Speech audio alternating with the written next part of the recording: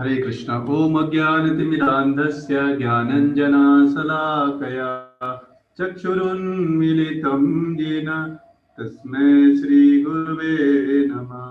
श्रीचैतन्यमनोभीष्टं स्थापितं येन भूतले स्वयं रूप कदा मह्यं ददाति स्वयं पदान्तिकम्।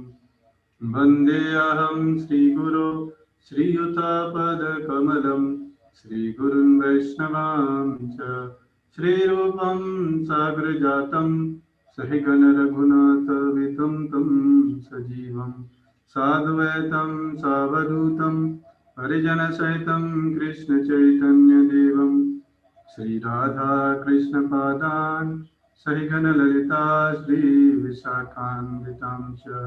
हे कृष्ण करुणा सिंधु दीनबंधो जगतपते गोपेश गोपिका कांत राधा कांत नमोस्तुते। तप्त कांचन गौरांगी राधे वृंदावनेश्वरी वृषभानुसुते देवी प्रणमामि हरिप्रिये। वाञ्छाकल्पतरुभ्यश्च कृपा सिन्धुभ्येव च पतितानां पावनेभ्यो वैष्णवेभ्यो नमो नमः। जय श्री कृष्ण चैतन्य प्रभु नित्यानंद श्री अद्वैत गदाधर श्रीवासादि गौरभक्त वृंद। हरे कृष्णा कृष्ण कृष्ण हरे हरे, हरे राम राम राम हरे हरे। हरे कृष्णा। तो आपका हार्दिक स्वागत। आज हम भगवत गीता का 4th चैप्टर का 8th वर्स डिस्कस करेंगे और ये भी बहुत भगवत गीता का बहुत फेमस श्लोक है और इसमें भी ये बताया गया है कि भगवान क्यों इस संसार में आते हैं। तो आइए इसको डिस्कस करते हैं। भगवान बोल रहे हैं परित्राणाय साधूनां विनाशाय च दुष्कृतां धर्म संस्थापनार्थाय संभवामि युगे युगे। परित्राणाय साधूनां, परित्राण का मतलब होता है रक्षा करना या परित्राणाय साधूनां, साधु मतलब भक्त लोग, भक्तों का उद्धार या रक्षा करने के लिए विनाशाय च दुष्कृताम, विनाश मतलब दुष्टों का विनाश करने के लिए, दुष्कृताम मतलब जो लोग भगवान की बात नहीं मानते वो लोग दुष्ट होते हैं। तो ऐसे दुष्टों को क्या करने के लिए, विनाश करने के लिए,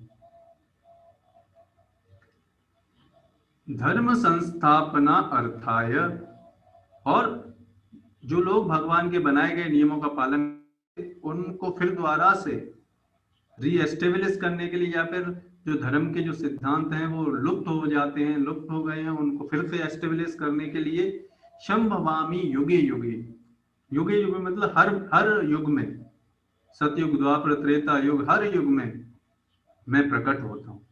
है मतलब भगवान कृष्ण प्रकट होते हैं, ऐसा भगवान बता रहे हैं। आप सोचो, तो ये है भगवान के यहाँ आने का कारण। और हम इसलिए नहीं आते हम तो भगवान से स्वतंत्र होके एंजॉय करने के लिए इस संसार में आते हैं। ये हम इसलिए आते हैं इस संसार में। और भगवान को देखो किस लिए आते हैं। भगवान हम ऐसे बद्ध जीवों पर कृपा करने के लिए, जिससे कि हमें भौतिक अंधकार रूपी संसार से निकल जाए, ये कृपा करने के लिए। फिर भी दुष्ट जीव क्या करते हैं, भगवान की पहचान नहीं पाते और भगवान पर तरह तरह के मनगढ़ंत विचार आरोपित करते हैं। भगवत गीता के अनुसार साधु पवित्र पुरुष कृष्ण भावना भावित व्यक्ति है। साधु का परिभाषा ही है कि जो व्यक्ति भगवान की भक्ति करता है, भगवान कृष्ण की जो भक्ति करता है, वही साधु पुरुष है। और जो अपनी इच्छाओं को पूरी करने के लिए सो कॉल्ड रूल्स और रेगुलेशंस, नियमों का पालन करता है, वो नहीं है, वो साधु नहीं है। अधार्मिक लगने वाले व्यक्ति में यदि पूर्ण कृष्ण चेतना हो तो उसे साधु समझना चाहिए। अगर वो भगवान के नामों का जप कर रहा है कोई भी व्यक्ति, और उसके अंदर थोड़े अवगुण भी हैं पुराने बुरी आदतों की वजह से, तो हमको उसे साधु मानना चाहिए, ऐसा बताया जा रहा है। और आगे भी बताएंगे भगवान। क्यों? क्योंकि वो उसने जैसे कोई व्यक्ति शॉवर के नीचे है, कीचड़ में लथपथ है, लेकिन शॉवर के नीचे खड़ा है, तो कीचड़ है उसमें, लेकिन शॉवर के नीचे सही जगह खड़ा हो गया है। कहने का मतलब ये है कि सही प्रोसेस में आ गया है, तो क्या होगा, धीरे धीरे करके वो कीचड़ धुल जाएगा और व्यक्ति के अंदर से सारे गुण दूर हो जाएंगे। उसी तरीके से जिस व्यक्ति ने पहले कितने भी जघन्य अपराध क्यों न किए हों, लेकिन यदि वो कृष्णा कॉन्शियस, यदि वो कृष्ण भक्ति करता है, भगवान के नामों का जप करता है, श्रवण कीर्तन, भगवान की लीलाओं का श्रवण करता है, तो फिर क्या होगा, उसके हृदय से सारे अनर्थ निकल जाएंगे और फिर क्या बन जाएगा, साधु हो जाएगा। दुष्कृताम उन व्यक्तियों के लिए आया है जो कृष्ण भावनामृत की परवाह नहीं करते, जो भगवान के द्वारा बनाए गए नियमों का पालन नहीं करते, जो भगवान की इच्छा अनुसार नहीं चलते, ऐसे लोगों को क्या बोलते हैं, दुष्कृताम।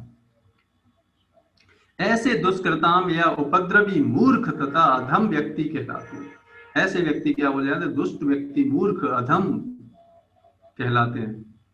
भले ही वे सांसारिक शिक्षा से भूषित क्यों ना हो, भले ही वो कितने भी अच्छे अच्छे उनके, चाहे वो आपको शरीर से बहुत सुंदर लगते हो, वस्त्र उन्होंने बहुत महंगे, बहुत ब्रांडेड पहने हो, जूते बहुत ब्रांडेड पहने हो, और अच्छे सैलून में जाके एकदम मेकअप कर किया हो, और अच्छा पैसा भी हो उनके पास, लेकिन अगर वो भगवान की भक्ति नहीं कर रहे तो क्या है, दुष्कृत नाम, दुष्कृति लोग हैं वो। इसके विपरीत यदि कोई 100% कृष्ण भावनामृत में लगा है और उसे कुछ नहीं आता, चाहे वो पढ़ा लिखा भी नहीं है, चाहे उसके पास पैसे भी नहीं है, चाहे वो पढ़ना लिखना भी नहीं आता, तो उसे साधु माना जाना चाहिए। श्रील गौर किशोर दास बाबा जी महाराज, जो कि श्रील प्रभुपाद के गुरु, भक्ति सिद्धांत महाराज के भी गुरु हैं।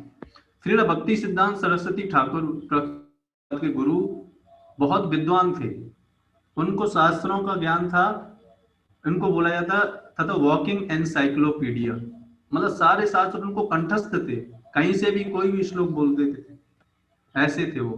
लेकिन उनके गुरु को पढ़ना लिखना नहीं आता था, लेकिन थे वो भगवान की भक्त थे, हमेशा भगवान के चिंतन में लगे रहते।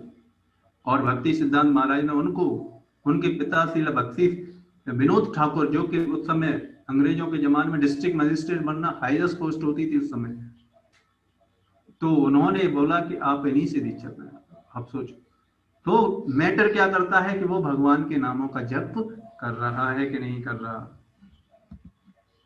जहां तक अनीश्वरवादियों का प्रश्न है, अनीश्वरवादी मतलब जो भगवान पर विश्वास ही नहीं करते, भगवान के लिए आवश्यक नहीं कि वे इनके विनाश के लिए उस रूप में अवतरित हों, हैं? जैसे कल मैं बता रहा था ना कि ऐसे दुष्ट लोगों के लिए तो भगवान की शक्ति काफी है, भगवान की इच्छा ही काफी है, बस उन्हें आने की जरूरत नहीं है यहाँ। जिस रूप में वे रावण तथा कंस का वध करने के लिए हुए थे, भगवान के ऐसे अनेक अनुचर हैं जो असुरों का संहार करने में सक्षम होते हैं। कोई भी उनका भक्त उनका विध्वंस कर सकता है ऐसे असुरों का, किंतु भगवान तो अपने उन निष्काम भक्तों को तुष्ट करने के लिए विशेष रूप से अवतार लेते हैं। जैसे आप देखेंगे जब भगवान कृष्ण आए आज से 5000 साल पहले, तो मेन इंपॉर्टेंट उनका कार्य था कि वृंदावन के जो भक्त हैं उनको अपनी लीलाओं के माध्यम से आनंद प्रदान करना। जो असुरों द्वारा निरंतर तंग किए जाते हैं, असुर भक्त को तंग करता है, भले ही वह उसका सगा संबंधी क्यों ना हो। अब एक बहुत इंपॉर्टेंट बात आपको बता दें, एक बार क्या हुआ, अकबर ने बीरबल से पूछा कि बीरबल आप ये बताओ, आपके जो भगवान हैं उनके पास इतनी शक्तियां हैं, इतने लोग हैं उनके पास, फिर भी जब कोई भक्त कष्ट में होता है तो वो खुद क्यों आते, इतने सारे लोग हैं उनको क्यों नहीं भेज देते हैं? बीरबल बड़े बुद्धिमान थे, उन्होंने बोला समय आने पर आपके इस प्रश्न का उत्तर दूंगा। कुछ समय बाद बीरबल ने एक प्लान बनाया और उनकी जो बेगम थी अकबर की, उनसे बोला कि आप एक कार्य कर सकते हैं हमारे लिए, आज आप एक तालाब में चले। आप, उनका एक छोटा पुत्र था अकबर का, बोला कि आप एक अपने पुत्र की हमशक्ल जैसा पुतला हाथ में ले लेना, और अब नाव में जो बड़ा तालाब है उसमें आप बैठे रहना, और जब मैं इशारा करूं तो बस उस पुतले को आप उस तालाब में छोड़ देना, बस इतना करना है। वो बेगम तैयार हो गई, और जब वहां तालाब में पहुंच गई तब अब बीरबल ने कहा अकबर जी चले, आप मेरे साथ चलें आप। तो चल, वो उनके साथ आते हैं और उसी तालाब के पास आ जाते हैं, और उसी समय बीरबल क्या करता है, इशारा कर देता है बेगम को कि आप क्या करो, उस जो पुतला है उस पुतले को नीचे गिरा दो। तो अकबर के साथ उसके इतने बड़े सैनिक वगैरह सब लोग थे, इतने सारे लोग, भाई राजा है वो है कि नहीं। तो क्या हुआ, जैसे उसने देखा कि उसकी बेगम साहिबा ने क्या किया है, और उसके पुत्र को, उसके हाथों से पुत्र गिर गया है उस पुतला, तो वो तुरंत आओ देखा ना ताओ देखा, तुरंत ही उस जल में छलांग मारी और उस पुतले को हाथ में लेके बाहर निकला, और उसने देखा तो पुतला है। उसने बीरबल से कहा ये कौन सी हरकत है आपकी, थोड़ा नाराज होके। तो बीरबल ने कहा ये मेरे, आपने कुछ दिनों पहले एक प्रश्न पूछा था उसका उत्तर है। आप अकबर जी ये बताओ, ये पुत्र गिरा था, आपके पास कितने सैनिक थे, यहाँ पर कितने सारे लोग थे, आप फिर आप ही क्यों गए उसको, आप उस तालाब में क्यों कूदे। तो उस अकबर ने जवाब दिया वो मेरा पुत्र है ना। तो फिर उन्होंने बोला यही मेरे प्रश्न का, आपने जो प्रश्न पूछा था यही उसका उत्तर है, कि भगवान अपने भक्तों से इतना प्रेम करते हैं कि वो अपने उन किसी सेवक को नहीं भेजते, वो खुद आते हैं। तो ये है भगवान कृष्ण, ये है भगवान, इतना प्रेम करते हैं वो हमसे। असुर भक्त को तंग करता है, भले ही वह उसका सगा संबंधी क्यों न हो। यद्यपि प्रहलाद महाराज हिरण्याकश्यपु के पुत्र थे, किंतु तो भी वे अपने पिता द्वारा उत्पीड़ित थे। और यहाँ पर आप देखेंगे, यहाँ पर प्रहलाद महाराज को बचाने के लिए, हिरण्याकश्यपु को मारने के लिए नहीं उनको तो तुरंत ही मार देते, केवल हिरण्याकश्यपु को आनंद प्रदान करने के लिए भगवान नरसिंह देव ने अवतार लिया, किंतु तो भी वे अपने पिता द्वारा पीड़ित थे। इसी प्रकार कृष्ण की माता देवकी यद्यपि कंस की बहन थी, किंतु उन्हें तथा उनके पति वासुदेव को इसलिए दंडित किया गया था क्योंकि उसने कृष्ण को जन्म लेना था। अतः भगवान कृष्ण मुख्यतः देवकी के उद्धार करने के लिए प्रकट हुए थे, कंस को मारने के लिए नहीं तो भक्तों के उद्धार के लिए आते हैं भगवान। किंतु ये दोनों कार्य एक साथ संपन्न हो गए, अतः यह कहा जाता है कि भगवान भक्त का उद्धार करने तथा दुष्टों का संहार करने के लिए विभिन्न अवतार लेते हैं। परित्राणाय साधूनाम विनाशाय च दुष्कृताम। कृष्णदास कविराज कृत, ये बताया जा रहा है, कृष्णदास कविराज गोस्वामी श्री चैतन्य चरितमृत के निम्नलिखित प्यारों मध्य लीला के, मैंने एक बार बताया था चैतन्य चरितमृत में कितने पार्ट है, 3 पार्ट है, आदि लीला, मध्य लीला और अंत्य लीला। तो जो मध्य लीला का 20वें अध्याय का 263 से लेकर 264 छह अवतार के सिद्धांत का सारांश प्रकट किया गया है। तो इसमें बताया गया कि भगवान कैसे अवतार लेते हैं, कितने अवतार होते हैं, उनके बारे में डिटेल बताई गई। सृष्टि हेतु यही मूर्ति प्रपंचे अवतरे, से ईश्वर मूर्ति अवतार नाम धरे, मायातीत पर में सबर अवस्थान, विश्व अवतरी धरे अवतार नाम। तो अवतार, अवतार का मतलब होता है डिसेंडेंट, ऊपर से नीचे आना इसको बोलते हैं अवतार। और हम सब के लिए जन्म वर्ड यूज होता है, भगवान के लिए अपीयरेंस वर्ड यूज होता है, प्रकट होना, प्रकट होना। क्यों? क्योंकि उन वो अपने सह शरीर सहित आते हैं, प्रकट होते हैं। अवतार अथवा ईश्वर का अवतार भगवत धाम से भौतिक प्राकट्य हेतु होता है। ईश्वर का वह विशिष्ट रूप जो इस प्रकार अवतरित होता है अवतार कहलाता है। ऐसे अवतार भगवत धाम में स्थित रहते हैं, पहले से रहते हैं वो। जब यह भौतिक सृष्टि में उतरते हैं तो उन्हें अवतार मतलब descendant from the higher plane, इसको बोलते हैं अवतार। अवतार इसी तरह के होते हैं तथा कई तरीके के अवतार होते हैं। जैसे यहाँ पर 6 अवतार, 6 तरीके के अवतार बताए गए। क्या क्या? पुरुष अवतार। पुरुष अवतार में कौन कौन आते हैं?